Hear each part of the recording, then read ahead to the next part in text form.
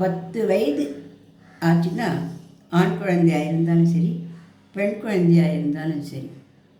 கொஞ்சம் கொஞ்சம் ஒரு எலுமிச்சம் சாதம், ஒரு இட்லி குத்தி வைக்கிறது, 2 தோசை பண்ணி சாப்பிட்றது, 2 சப்பாத்தி இட்டு கொடுக்கறது, அல்ல ஒரு சப்பாத்தி பண்ணுறது, ஜூஸ் பண்ணி குடிக்கிறது, கொஞ்சமாக கஞ்சி போட்டு குடிக்கிறது, துவையல் செய்கிறது,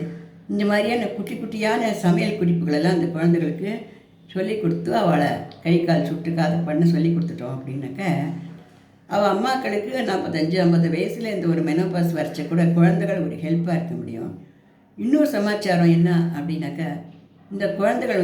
காலேஜ் படிக்கிறதுக்கோசரம் இப்போ வெளியூரில் வெளிநாட்டில் அதில் போய் உட்காந்துக்கச்ச ரூம்களில் தங்கி படிக்குங்க இல்லையா குழந்தைகள்லாம்.